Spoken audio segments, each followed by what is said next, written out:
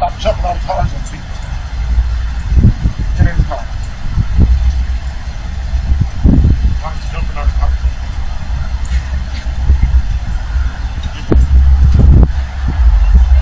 He? Why are you jumping on the car on people? Get in the car. Get in the car.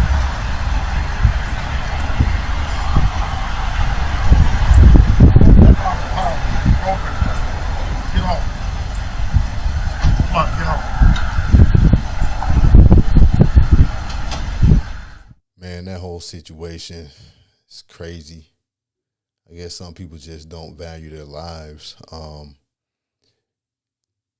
When will people learn, some people learn, to not get out of their cars and just approach other people's cars in an aggressive manner? I mean, it should be common sense. I mean, but you never want to do what this woman did because it's dangerous, it's reckless, and it's just stupid because you don't know the mindset of the person that you're approaching, and you don't know what they might have in their car, and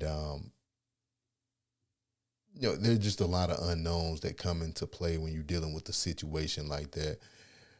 But see, I think it's just this wannabe Billy Badass attitude that gets a lot of people into trouble. There are some people who think that if they yell loud enough, they get all aggressive, that's supposed to make other people afraid of them. And that may work with some people some of the time. But then what do you do when it doesn't work? What do you do when you're dealing with somebody who isn't afraid of you? What are you going to do? Because at that point, once you put your hands on somebody, now you're in a world of trouble and it's time to put up or shut up.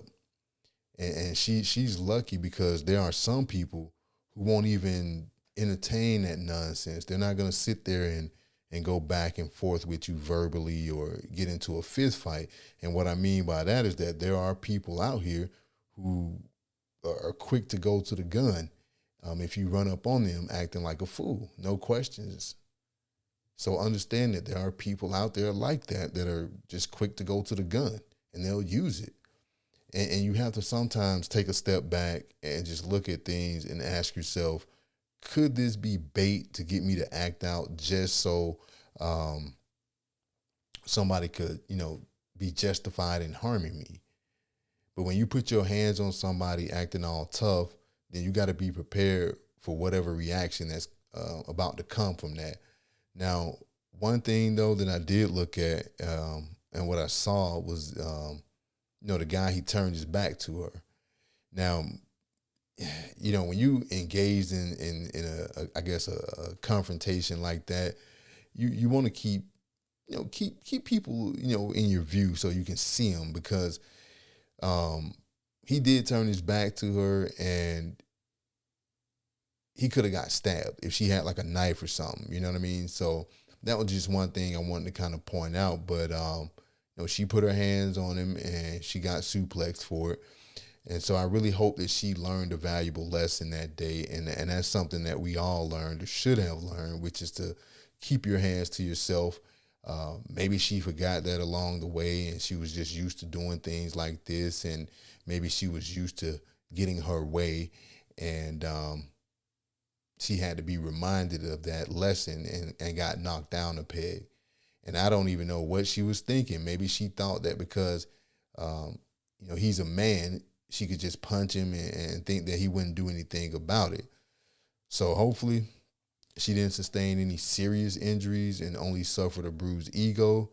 But this could have been a lot worse for her. Like I said, some people, they're not going to, play with you and go back and forth with you, man. Some people, they'll go straight to the gun because they don't care. But things didn't have to get to that point. And had she stayed in her car and carried on with her day, she wouldn't have ended up on that ground.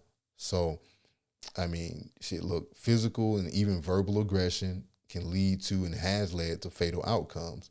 And if you value your safety and your life, don't do what she did. Again, it's stupid, it's dangerous, and it's reckless. So y'all take care, stay safe, and just make better choices. Peace.